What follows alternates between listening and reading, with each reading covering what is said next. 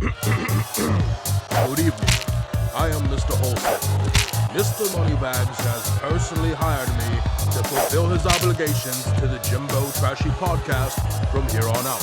In return, I shall be granted a lump sum of $666.66 and will therefore be able to purchase my new body in due time. Now, ladies and gentlemen, I present to you, in HD quality, a new episode of the Jimbo Trashy podcast. Yeah. You are listening to the Global Psychosis Network. Global Psychosis Entertainment presents the Jimbo Trashy podcast. Everything is a conspiracy. Everything is a conspiracy. Everything is a conspiracy. Everything is a conspiracy. It's the Jimbo Trashy podcast, where everything is a conspiracy, even you are a conspiracy.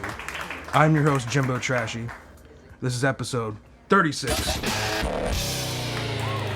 Tonight my guests are Mistress, Tetra, and Kitten, Tits. Correct. How you guys doing tonight? We're good. How are you? Fantastic. Doing good. Buzz is kicking in right now, so getting into the groove. So, you girls are, what do you call it? I guess you could say that we are into the lifestyle. If you're into the lifestyle, you just know what that means, but it pertains to fetishes and BDSM. I consider myself a dominant, and I work as a professional mistress at a dungeon. It's here in LA. It's called Sanctuary Studios. Kitten Tits does not work at the dungeon, but I do host fetish parties every month, and she's one of our performers. I met her about a year ago or so, and we had a scene together, and we've kind of just become what you would call play partners, and we don't have any real type of DS or, like, I don't command her to do things necessarily, but she helps me when I need her to, she performs, we do scenes together all the time, so. How'd you get into this originally? Like, how'd you just look in the paper one day, or? Craigslist. Actually, there's two different kinds of play. There's lifestyle, which you do like in the bedroom and on your own and with people you're in relationships with. And then there's like in the lifestyle where you're at the dungeon and you pay for it. And some people don't, like men leave their wives and come and see us, you know, to get that off their mind, and their wives don't know about that. I started as a lifestyler about 10 years ago. Just playing with people I knew, and I actually had my first experience tying, he wasn't a boyfriend, but just kind of a guy at the time. I tied him up in my gym to the bench press with some gauze, some bandage wraps. Yeah. Wow. Why haven't I heard this story? You learn something new every day. In a gym? Like a full Yeah, gym? at my house, actually. I'll show okay. you. Personal gym. I was seeing like 24-hour fitness. No. Nothing public. But that was my first experience, and after I did that, I was like, that was really, really fun. And so I kind of just developed that in my relationships after that. It wasn't until about almost 4 years ago in November that I decided to do it professionally. And I did find an ad online of a mistress in downtown LA, and she was looking for switches, which means you'll be submissive as well as you don't mind taking the dominant role. You'll switch it up whatever your partner wants, and looking for dominance. And she was willing to train, and so I kind of wrote in at the time, and the person I was dating found that for me, and we kind of joked like, let's give it a shot. And I ended up getting an interview, and I went in later that week, and I ended up working like 2 days later. We took pictures and posted me up online, and I started getting clients in, and it's just kind of been a downward process ever since, you know. Have you had any crazy, like, wives come after you, like, why are you slapping my man's ass and shit? I've had a couple, yeah. I've had a few write me online, and I've had one call and leave a message at the dungeon I was at. But really, you know, unless the man is really stupid and foolish about, you know, leaving things online or leaving their history open. That shouldn't be an issue, you know? I've had a wife actually that was so mad at her husband that, because he was into financial domination, and she was pissed that he was giving all of their hard-earned money away, that she actually contacted me to get back at him. She wanted to like be on my side basically and get some of her money back. And when it gets like that, it's a little too crazy, you know. I just take a step back. I don't ever respond. But yeah, I've definitely had some people who found out. Now, do you have guys that like they don't understand because maybe they're like first timers and they think they can get like sex or something, and you have to explain it to them all the time? I was there that one time that happened. Remember? Oh, definitely. You know, people see things in porn or whatever they watch, and yeah, sometimes it does have a sexual connotation to it, and they may be very confused because if you're a professional dominant, there isn't any sexual connection. I guess they could maybe feel that way, like if they want to worship you, or they may look at you in a sexual manner, but as far as contact or being physical, it doesn't happen. You know, there's slapping and hitting, and sometimes there may be even like a motherly dom where you're like coaxing them to take more or talking them into it. I do a lot of sensation play for guys who don't want any kind of pain at all. Wait, so what's that? That can be anything from like something we call vampire gloves. It's a pair of leather gloves with like little pieces of metal and spikes. And when you drag them along the body, it actually feels really good. It's like little scratches. I have a couple toys that are like string floggers, so they feel very soft. Anything where you kind of just play with the senses. You know, putting a blindfold on totally can slip someone into a headspace, and they kind of go off into their own little world, and they forget, you know, maybe if there's people watching around, or you know, if you're doing it in a public setting, it can totally slip them out of that mindset, and you're in your own world. As well as the dominant can have that too. It's called a top space, and you kind of just get in your zone and you play, and play has a warm-up, a midpoint where it gets nice, and like the climax basically, and then aftercare. You know, there's a wind down, and then once you actually, if they're chained up or whatever, once you take them down, there's a cool down period where you either, you know, you take care of them, you rub them. Water is always something I make them do. I make them drink a bottle of water and sit for at least 5 minutes and kind of just zone out, think about what happened. And, Why is that? Why do they need the water? Because you want to make sure they're hydrated, depending on how long you play. You also want to make sure that they've eaten. You don't want anybody feeling faint or getting dizzy.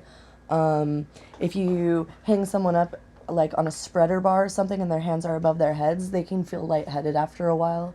They might not even feel something until you take them down, and then they might feel really lightheaded.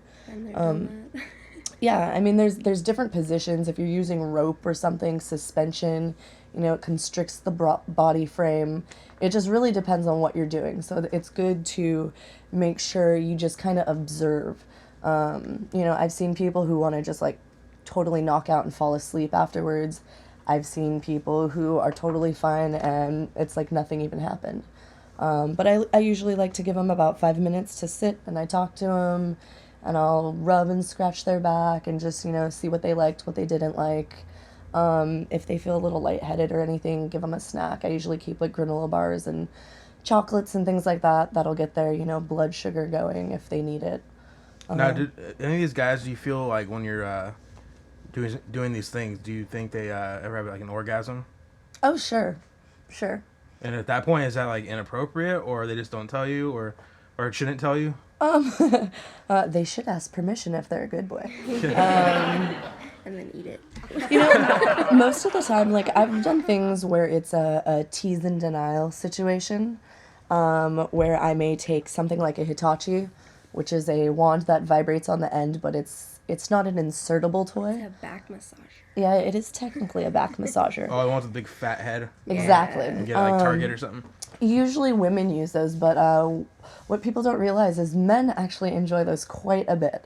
And so I do like to tease people quite a bit, tie them up, put that on them until they can't handle it, and then I'll pull away and maybe smack them a little bit or something. But I don't always pull away in time, and they don't always tell me. So yeah, that occasionally could happen. Depending on how long the scene was, I actually had that happen today in a session I did. And, I checked my timer. We were doing like an hour session. We had like 12 minutes left. And I kind of just told him, all right, you're going to lay here and be a good little slutty boy for me till I get back. And I went and had a drink and came back. And, by the time I'm back, our time was up. But he was completely happy. I mean, his session was basically over. Usually if that happens, the whole idea of it is out of the guy's head and they're like ready to, be done. So... Now, do you have guys that just want you to like spoon them, or they want you to spoon them? I mean, they want to spoon you. I mean, is that allowed? Like act like the girlfriend without the sexual Okay, part. so the girlfriend experience. Yeah. Yes. We have a couple rooms that kind of cater to that. We have one room that looks like almost like an apartment. It's got like a big bed in it, and you could kind of turn it into like the crazy apartment. And then we have the really super girly room that we also use for sissification and stuff. And if we have something called the girlfriend experience, yeah. That's what I personally call it. If they want to act like you just went out on a date, and usually it's like you're taking them home and, you give them a massage and suddenly you tie them up and you're like this crazy bitch that just, is going to torture them and beat them up until you do, they do something that you want. And I get that one quite a bit. I don't know if it's because gentlemen actually have that happen and so they're trying to relive that or what, but they want it to happen. It is a fun one, yeah, I gotta say. So you're a dom only? I am a dom only. Okay. Back in the day, I did work as a switch for a little bit, but I do not enjoy pain and I do not enjoy being told what to do, so. I'm with you on that. I put in my dues and made sure I knew everything I needed to become a dom and to be skilled enough to become a dom, and yeah, was ready to move on when I was at that point. Okay, now Kitten Tits, now you're saying you do like pain. I do like pain. So you're just a sub. Yeah, purely. You could even call her a masochist, which means she loves pain. Well, I don't consider myself a masochist because I don't get pleasure directly from the pain. It's more the endurance of it that is enjoyable and is fun for me. So it's like orgasmic, or it's just like a hobby, like you just have fun? It's actually rarely sexual for me. It's more of a headspace, just get in the zone, and the more you endure, the more you can impress someone, and the better I feel. So it's kind of like if you did like yoga, like have the same kind of mindset you get from that. That's how you feel with the sub stuff. Sort of. It's a pretty vanilla parallel. I'm pretty vanilla, so excuse my... Yeah, like exercise. Yeah. Exercise, you get endorphin rushes and adrenaline, and everything's just going all at once, and it's just fun to feel all that. Do you have something that is like crossing the line for you, or like is almost anything, like some guy could just haul off and like hit you? Or I mean, just so you know, that would be called a hard limit. Things that you don't do or that you don't like. In our world, people would ask you, okay, so what are your hard limits? I'll go ahead and let you answer that. As far as hitting goes, I haven't found one that it would be a hard limit for me. Slapping, I love bruises, I love being beaten until I'm black and blue. I still have bruises from Saturday. She has actually won a contest that I do at my parties. It's called the Survive Her Challenge. Yes, she won just this past weekend, actually, and that was her second time winning. But how do you win that? It's basically open to anyone that wants to join. So it's kind of an audience participation. Anybody that thinks they're tough enough can come on up. I have my 6 scariest and strongest mistresses, and usually the mistress that owns our dungeon, Mistress Cyan, she's wonderful and well-respected and such an amazing fucking person, and I feel blessed to know her. She usually comes up and helps perform with that performance every time. And it's different every time, so I like the fact that my submissives that enter it, they can't really prepare themselves ever. I do 3 different rounds, and 2 mistresses do each round, and like this last party we just had, it was called Wet Dream, so I incorporated water in each round. The first round, they had to hold their palms out flat and have a cup of water that was filled to the top, and they had 60 seconds that they were being beaten. First by Mistress Cyan, who had a... leather tire. It was a toy thing. that Professor Spank, he's one of my good friends, he just made it and gave it to her. It's a wooden handle, and he took a tire from a bicycle and basically cut it about maybe 10 inches long. And so you just whack them with the end of it. And rubber is such a torturous implement. Anyway, it's used.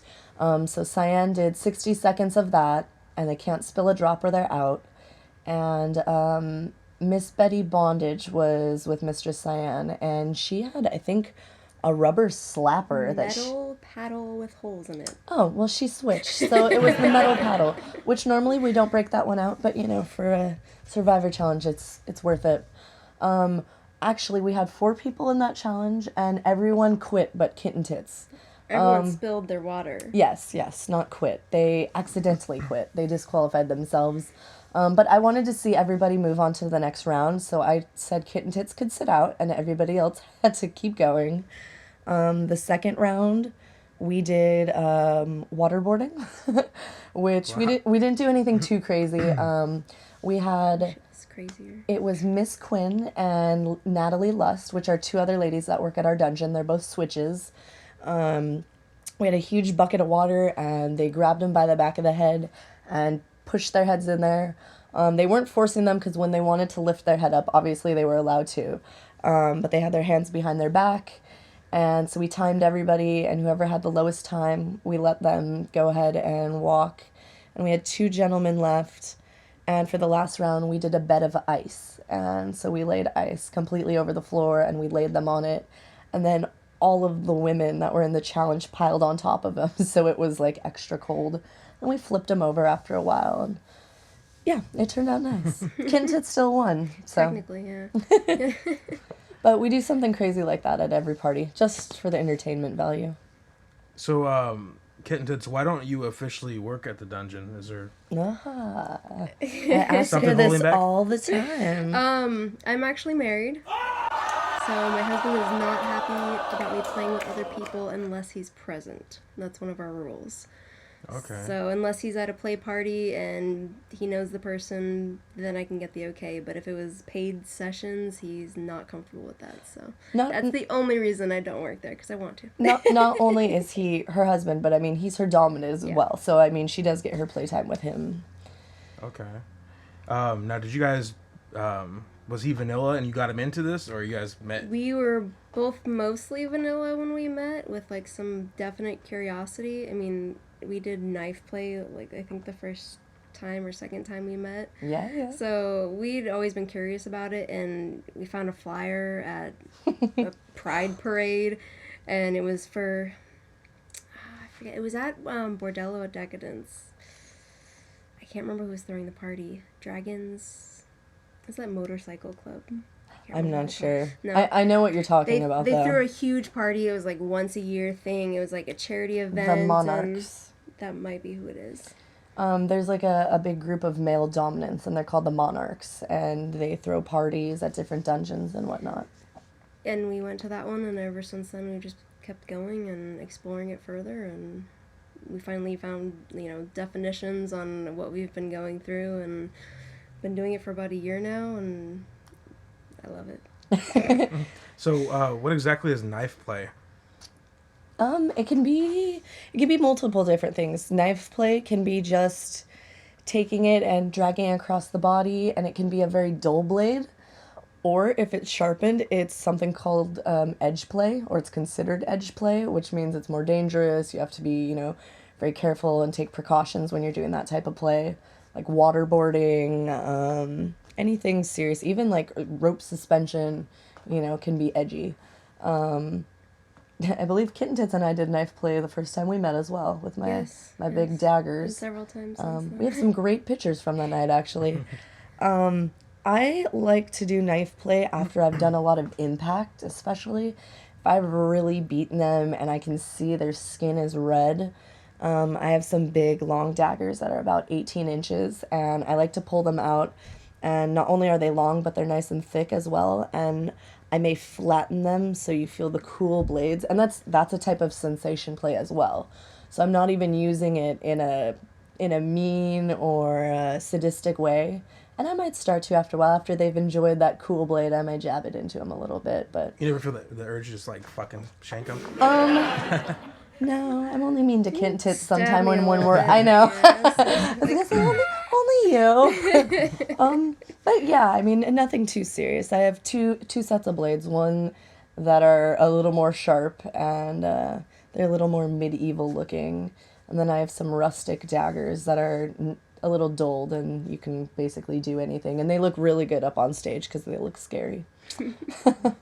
Now, do you guys have to deal with any sort of like FBI or like anyone trying to like come in there and do like a sting operation or anything just to make sure everything is up to order? We do have Vice come in every once in a while.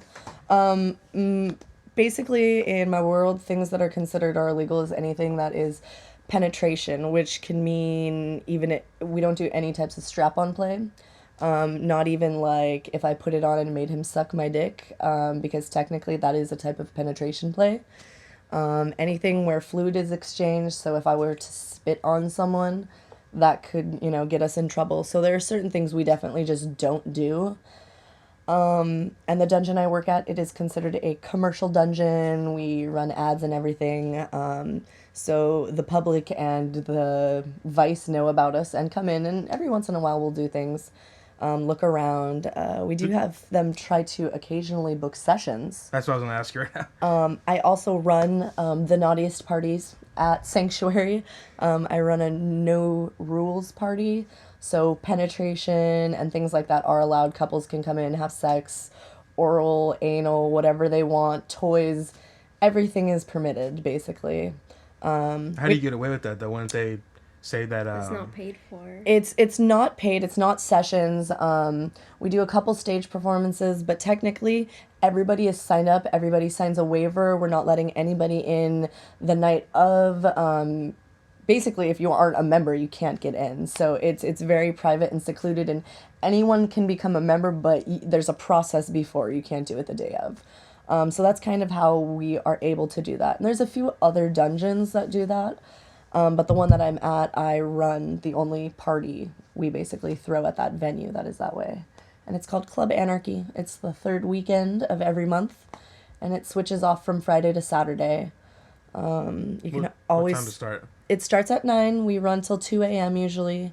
If you want to check us out, we are on clubtemptlax.com. It's exactly how it sounds. You can also add me on Facebook, Tetra, and I have all my events, everything you'll ever want to know, as well as pictures, which I promise they make you want to come to the party, so you should check them out. But other than that, Vice usually will come in and they'll try to be a couple and act like they want a couple session, like a woman and a man. So you can kind of spot them out sometimes. There are dungeons out there, and I've worked at a few that aren't commercial and are discreet, and they may do strap-on play or whatever, the extreme medical play. So anything goes if you're private? Basically. No, I mean, I've been at places where it's dependent upon the dominant, what the dominant feels comfortable with, and I've been at places where it's like, this is what we do, and this is what you have to do if you want to work here, I had my own little small private dungeon for a while that I had opened with a girlfriend, and that went nice, but it kind of turned sour, the breakup and all that. So that was my favorite dungeon, the one I owned, and that was called the Crypt. But I've been at 4 now, and Sanctuary, where I'm at currently, is my 4th play space. And to be honest, it's the best. It is not only the largest on the West Coast, besides one other dungeon that is in San Francisco, but we're the largest in LA. But it's fully equipped. Everybody there is really friendly. We have music in all the rooms. It's very clean. We'll be right back on the Jimbo Trashy podcast. Everything is a conspiracy. Everything is a conspiracy. Everything is a conspiracy. Everything is a conspiracy. Everything is a conspiracy.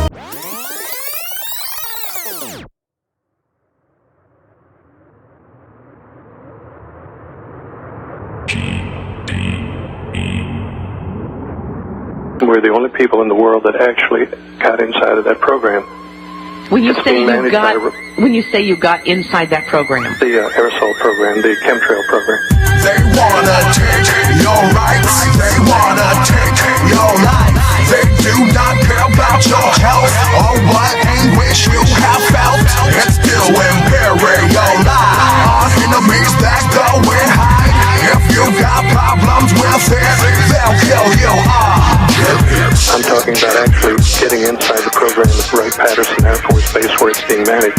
Some of the people that were dissatisfied from within the program, and they divulged a lot of the acronyms and the purpose of the program and so on. And that's the only way that anybody could ever have broken the secrecy of this program. Biological agents rain down to activate chemtrail ailments like coughing and wheezing, disease-ready pilots to pollute oxygen and begin the ascent in eugenics. Product of this industrial complex, a coup d'etat set for world conquest. Darwin's been delayed on his ways to evolve, so respiratory problems come straight for the solve. Jets ride a skyline in cross-stitched patterns, aerial landscapes that trace lungs battered. Our health has declined if carbon tax signed. I think it's safe to say it's your fault you're alive. The truth movement cannot be purposely described, so scientists reply with officially denied. War on terrors, depending on the crime. It's how they keep you online. They wanna take your rights. They wanna take your life. They do not care about your health or what anguish you have felt. It's still impairing your life. Enemies that go and hide. If you got problems with it, they'll kill you. The white trail is not coming out of the engines, it's coming out of aerosol units on the aircraft. They were mostly contract aircraft, mostly CIA aircraft. Now the program has been expanded and commercial airliners have been outfitted with aerosol units that are controlled through computer systems and satellites. Cancer-causing chemicals consisting of barium, thorium, silicone carbide with aluminum salts for a slow die. Drug dependency rates reach a new high. We have elite in the middle of this, undercover as pierced environmentalists. Greenhouse gases to implement taxes of microchip masses. Evil fucking fascists keep us asleep on the speak of deception. Citizen complaints change no one's perception. United States has become a divided place. A second civil war seems set to explore, with weather control, genocide central. A synonym for anonymous ideologists. Kissinger, Wolfowitz, Rockefeller, Rothschild. Ain't ever aligned with the bankster's lifestyle. They wanna take your rights. They wanna take your life. They do not care about your health or what anguish you have felt. It's still impairing your life. Enemies that go and hide. If you got problems with it, they'll kill you. They wanna take your rights. They wanna take your life. They do not care about your health or what anguish you have felt. It's still impairing your life. Enemies that go and hide. If you got problems with it, they'll kill you. It's a mixture of air and salt. Not coming out of the engine. It's coming out of aerosols. And we have checked on information. We do confirm that the name of the project is Project Cloverleaf in the aircraft industry. It is very secretive. It is the most secretive thing I have ever encountered. People have died over this.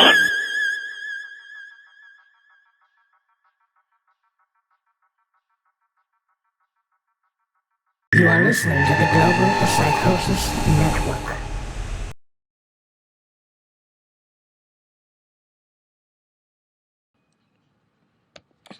What's up? This is James Trashy. A couple weeks ago, I posted a video of some paranormal activity, supposedly, but I'm convinced it was the wind. So I'm setting up another camera here to see if maybe it was just perhaps a fluke. Maybe it was just some sort of coincidence that candle fell over. But setting up the camera here. The fuck? Hold on 1 second.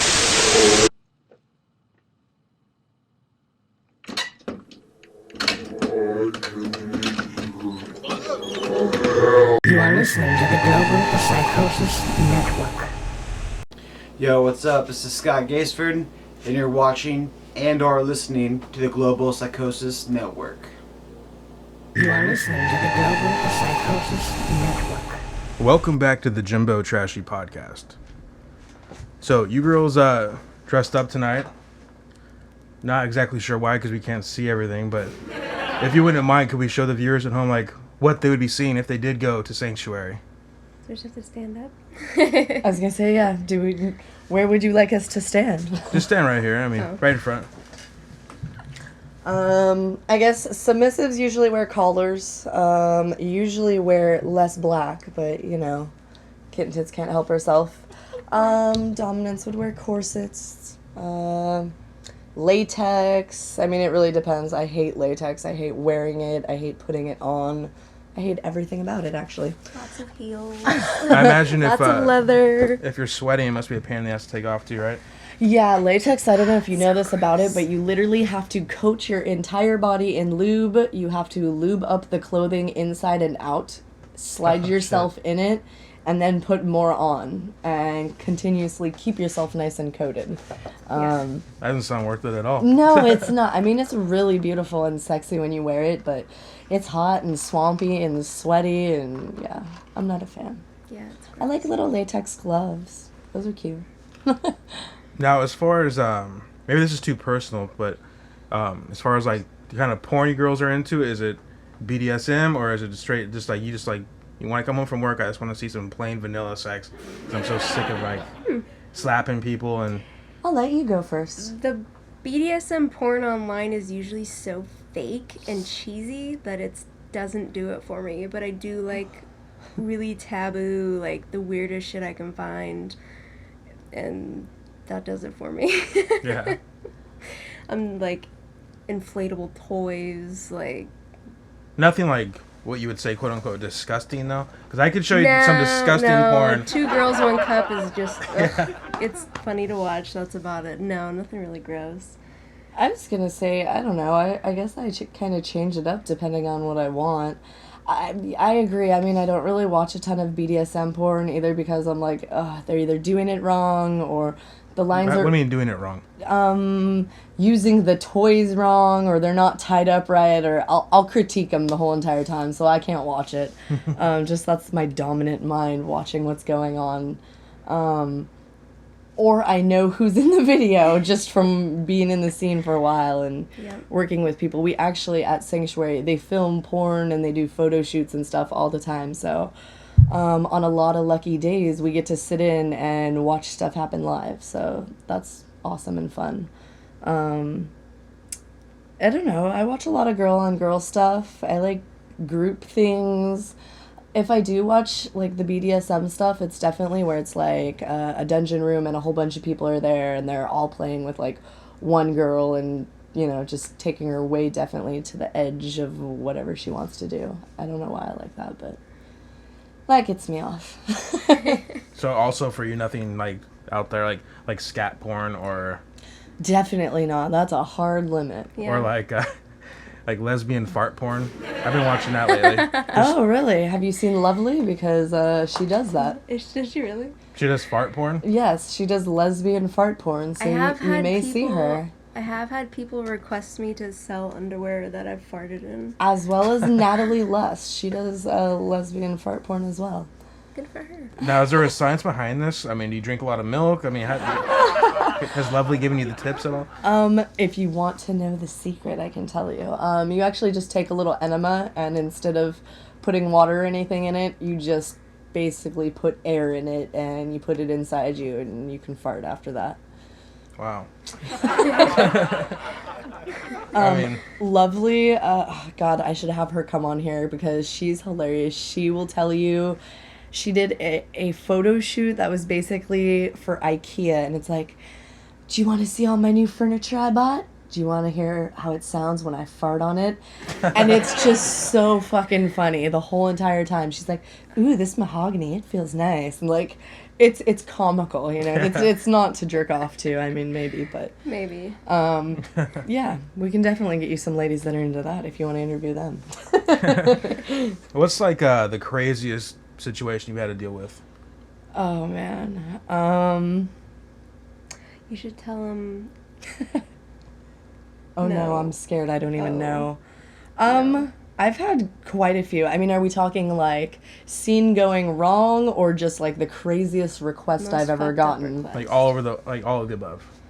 Both if you have to.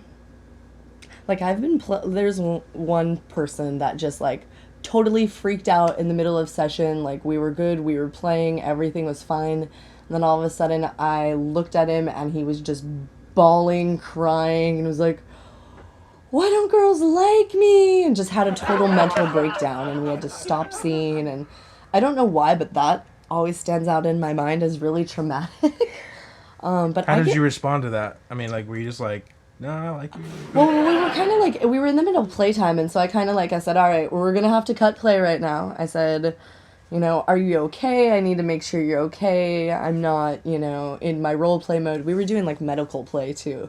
So it was like very out of the ordinary, and I kind of just talked to him, made sure he was okay emotionally and mentally, you know? And I think we just sat and talked for a little bit before we like progressed back into the scene. But people will kind of like, you know, spaz out on you every once in a while, you know? You might get a guy that just trips himself out in his head and, you know, when you come back in the room, he like freaks out or something. But I've had all kinds of fucking weird requests, like, to do things in session. I've, you know, seen people that want you to just sit on opposite sides of the room and throw pies at each other, which is called sploshing. Nikki's guy. Oh my gosh. Okay, so there's a guy that sees one of our other ladies, and we call him ZZ Topless. Nikki is a girl that has a niche. She's basically a voluptuous woman, so she's got extra curves on her. Have I met her? You have not. I think she's been out with us once, but I don't know if you were there that night. Okay. She's a hairy fetishist, so she has full leg hair, armpit hair. Oh, sexy. Yeah, super sexy. The natural girls. But that's a lot of guys come and see her specifically for that. This gentleman happens to be one of them, and he used to come up with the craziest things for her to do, and he would bring glue and glue a beard on her face and a little handlebar mustache.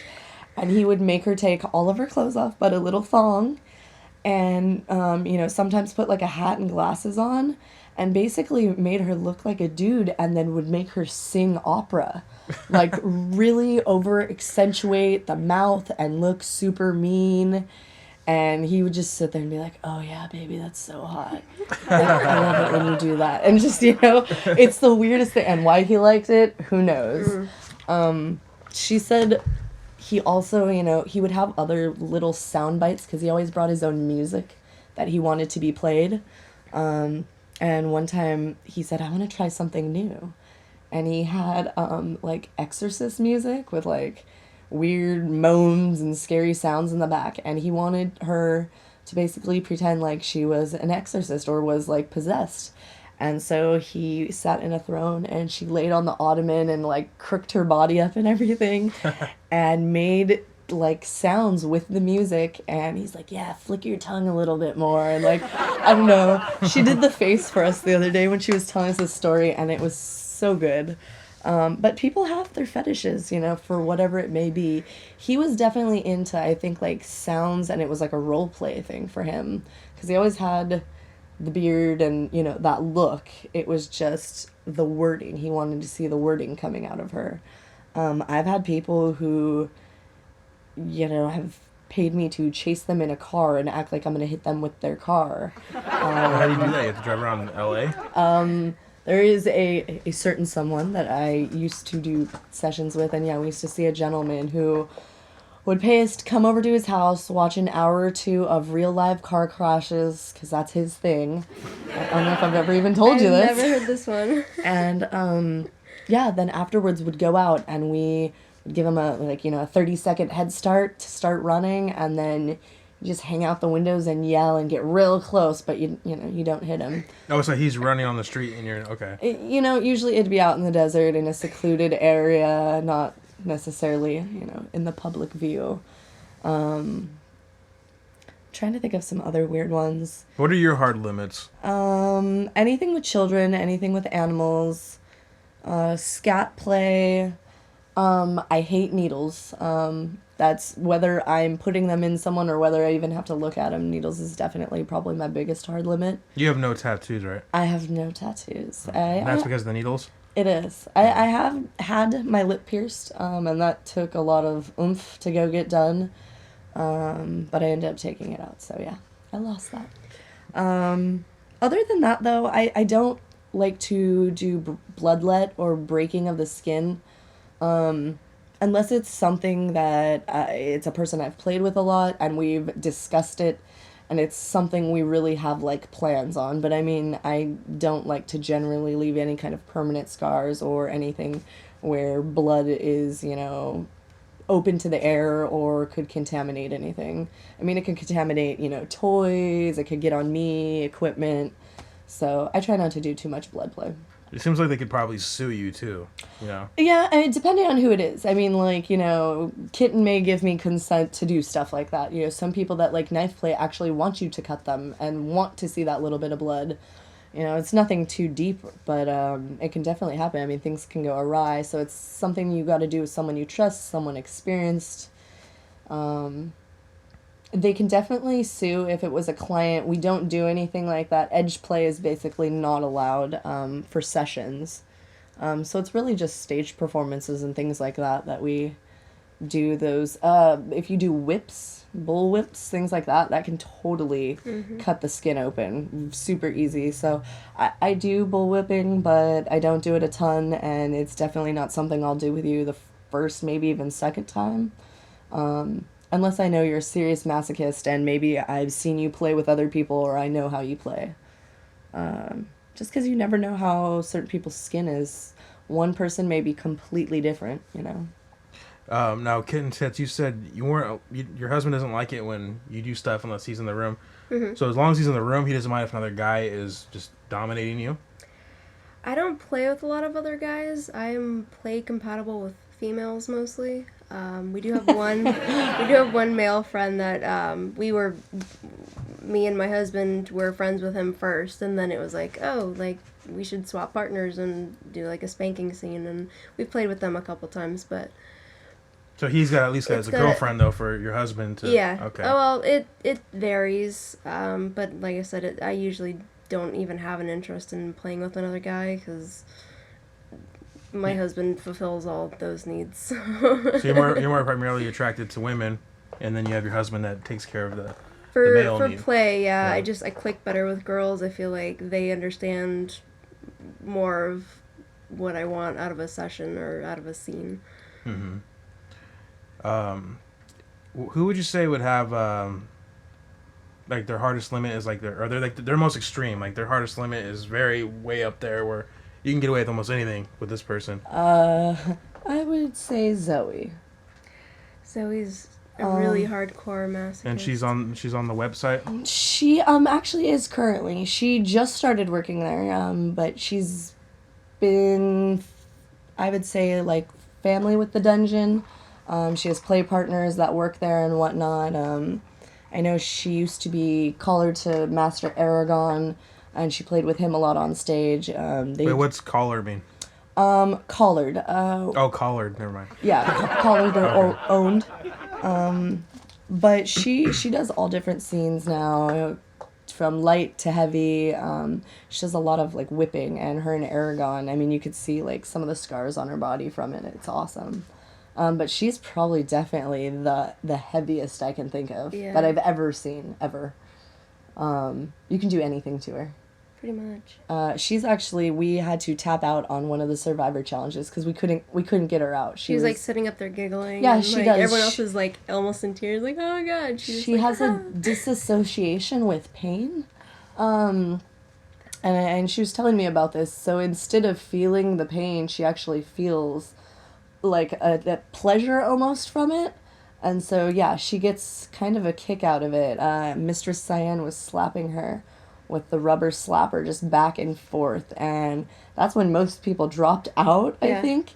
And after the scene, she told Mistress Cyan, she's like, you had me that close to coming, because for her, that's just what it's all about, and it's that good. So. How many girls or people in general do you have that work there? I would say we have probably around 30 people or so. It just really depends on who comes in when. We all make our own schedules.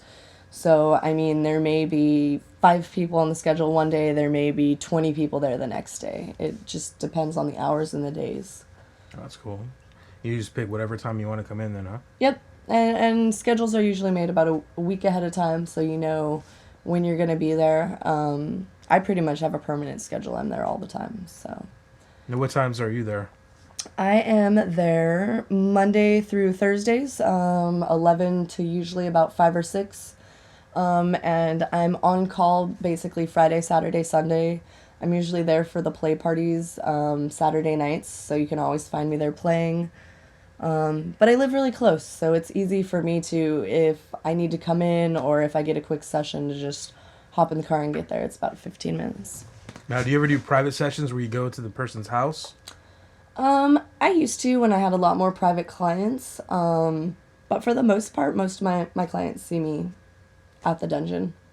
I have people that are more of play partners, and I see them like at their houses, or they may, you know, take me out to lunches and things like that and serve me in more of my lifestyle.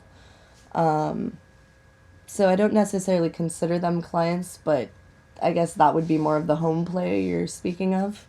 I have a sissy that I dress up like a girl or a maid or whatever I feel like, and he comes over and makes us dinner and whatever else I feel like. Wait, so for those of the people listening, if they didn't know what a sissy was, what exactly does that mean in the BDSM lingo? He's a sissy slut. So I put him in drag. I dress him up as a woman. I go all out. I do the full gear. I mean, from head to toe, makeup, lashes, hair. He looks so cute. He always does.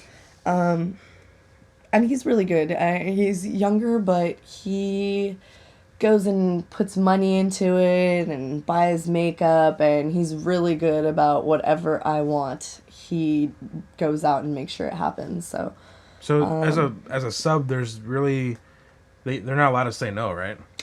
As a slave, they're not allowed to say no. As a sub, yes. Everything is always negotiated. And I mean, even as a slave, unless you're contracted, you know, just because you're a slave doesn't mean you're a slave to everyone necessarily. You have your person you serve, or you're dominant. And if your dominant tells you, you know, not to serve anybody else, then you only listen to that person primarily. When you say contract, you have to have like a written document and they sign it? And like... Correct. And I have written contracts with many of my subs and slaves, just so they know. I also have service subs, or people who I consider servants, who I may need, you know, them to go do my laundry or go get my car washed or go pick something up, and I can call upon them. And usually I work out, you know, in a contract what days they'll serve me, what exactly I expect. If they fuck up, here's what your punishments will be. I can do it in any of these ways with any of these toys for this amount of time. Usually I have a clause in there about chastity, about how long I will or will not keep you in chastity without a break. Is that when they wear like the I don't... chastity belt? Yeah. Yeah, and you can get them for women or for men. My sissy slave that I was just speaking about, he actually has one that's really cool. It's got a remote control. You can attach it to any CBT device, which is cock and ball. But any chastity device, you can attach it on there, and it's a little electrical piece, and it has 3 wires, and 2 of them are little metal rods on the end, and you can attach them anywhere you like. And when I hit a button, it'll electrocute him, so he feels it. So I can put it underneath his balls, I can put it on his shaft, on his head. Oh yes. The 3rd little wire is it's about the size of a dime. It's made of like medical grade silicone that gives like happy little vibrations if I want it to. But I mean, I can do all kinds of stuff from really far away. It's good because he lives, you know, in Pomona. So, you know, if I want to let him out, I can unlock him from where I am down here. I can zap him. Like miles away? Yep. I can zap him if he's been bad. I can actually put it on a timer so that it zaps him every minute for, you know, the next 30 minutes if I really want to be a bitch. So it's got all kinds of little fun modes. It even has a pager mode so he knows if I want him to call me. Now, do you think these slaves are in love with you, or they just want to be a slave to anybody, and they just found you first? I'm sure it's a little bit of both. Like the gentleman I was just speaking about, Nick, him and we actually met, and we were both purchased at an auction. I went up as a dominant for sale, to be either purchased by a slave, but I ended up being purchased by a mistress who bought like 5 or 6 slaves and wanted someone else to help her play with them all. And he happened to be one of the slaves, and we just kind of met, played so well, and we've literally like connected, and he became my slave from that point. I mean, we've progressed and taken lots of steps in between there. But there are lots of people that I'll meet and they'll just be like, I want to worship you, I want to be your slave. And, you know, there are things that I make people do so that I know that they're serious or they're loyal or, you know, they're not just talking a big game. Because you'll get people that write you all the time saying that. I imagine you'd have to have like maybe a second cell phone for these people who won't leave you alone in your personal life. Or you just have it all the same. I have a Google Voice. So, yeah, I'm Miss Tetra. Literally, that's my phone number, 301 Miss Tetra. But yeah, people can reach me anytime. They can send me messages at any time. Like 3 a.m. you get a bunch of people? They can. Basically, it'll leave a message, but I have it blocked off. So basically, from like midnight till 8 or 9 in the morning, I can receive them, but they won't pop up on my phone until later. Okay. So I don't have people constantly like bugging me and blowing my phone up. It's nice. I can kind of set what I want. That's cool. Yeah. What was I gonna say? Totally blanked out. Is there anything you want to plug before we get out of here? We still have a few more minutes, but my website is under construction currently. It's mistresstetra.com, but I always have lots of cool stuff, so check it out in the next week or so. clubtemptlax.com. That has everything about my parties. I do an all-women's female party, which is actually going to be running tomorrow night. Any ladies that would like to join, come on by. It's over by LAX. You can find all the information on the website. I also do the no members party called Club Anarchy and another party called Club Tempt. And you can see pictures, information, everything you need to know on the site. And Club Anarchy, there is alcohol served, or? At all my clubs, alcohol is served. We have a full bar, so you can purchase drinks as well as water, and we have juice and stuff. I love my community and my people, and I appreciate them coming, so I usually set up my own drink dispensers, and I give away free booze as well. So, you know, if you're strapped on cash, you can totally come in and have some free drinks still, and they're on me, and it's just my way of saying thank you.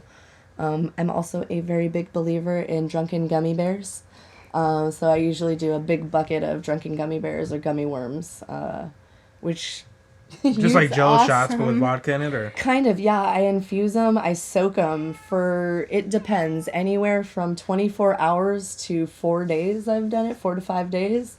Which I was told they were too strong that time, so I've taken it down a couple notches, but yeah, you know. Too strong. There's never too strong. that's what I say.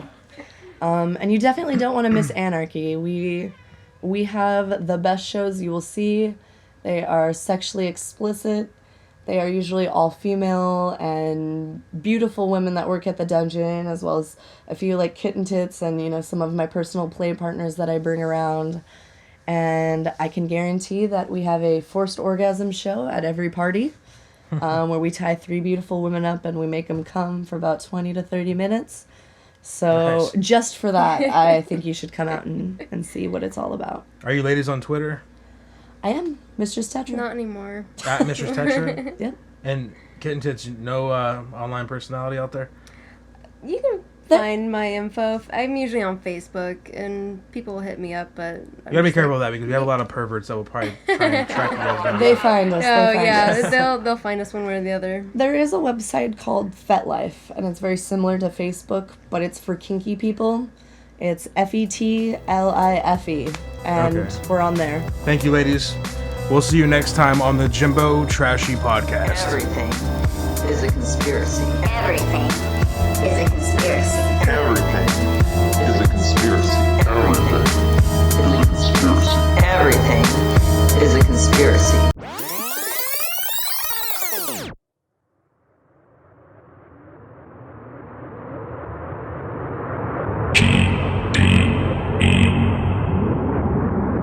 Because of the HIV virus that I have attained, I will have to retire from the Lakers today. AIDS was engineered and put on blast in the 80s to slow heroin and filthy sex from dirty hooker ladies. A way to sway the unorthodox gay from diverging into some sort of moral decay until the blame of the same became hetero pain.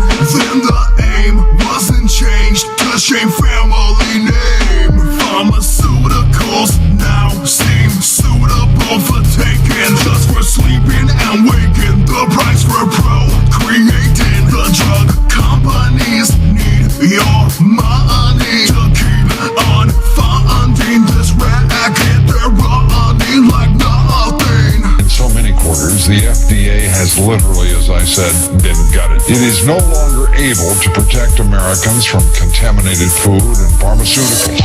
Disease by design, for all those sick and poor that run alive. Disease by design, they'll kill those who survive. H1N1 vaccine, going now free with a magazine. With a flu shot complication, you could be handicapped inspiration. Seizure side effects, so you can't speak up to express the words you wanna stress. How your income now be much less. We can't pay our prescriptions. Health conditions may arise. If they could, they help you die. Make medicine socialize, toxify you into codependence. It's business, the act of trafficking drugs with government assistance. I don't need another flu shot. I had a flu shot last year. Swine flu shot? Well, I don't know. I've been thinking about it. Disease by design, for all those sick and poor that run alive. Disease by design, they'll kill those who survive. The Food and Drug Administration, funded by those needing patients for a profit. Don't stop it. How else they supposed to pocket off your illness? Lifetime pill refillment, consuming crap till corner. Fast food on every street corner. Addicted to ingredients for meaningless obedience. Violent breath, clogged arteries, a silent death lottery. Some benefit of your diet. Run daily ads so you'll try it. It's time you get the impression we're hunters seized with depression. You don't like rodents with your meal? Look away. Don't eat at this Manhattan KFC Taco Bell restaurant until it's been cleaned out and reopened. Disease by design, for all those sick and poor that run alive. Disease by design, they'll kill those who survive. Disease by design, for all those sick and poor that run alive. Disease by design, they'll kill those who survive. Why isn't there a criminal investigation of the FDA going on at this very moment? They're in the business of protecting the American consumer, even though they've operated for some time as if they had no responsibility at all. It's insane what's going on here. Is there any sense of embarrassment? Check out the latest sounds from the occult experimental rock project, Elvis on Acid, with their second album release, Prehistoric Psychonaut. With historic obligations, we've come so far. We're cutting away the spiritual line. Consolation, they don't care who you are. They're dabbling us to hell. It's written in the stars. Follow Elvis on Acid on Twitter @Elvis on Acid. Go to youtube.com/Elvis on Acid to hear the latest. Global Psychosis Entertainment, Dark Jam Records, and Elvis on Acid are not responsible for any violent revolutions, drug overdoses, or attempted suicides that may occur after listening.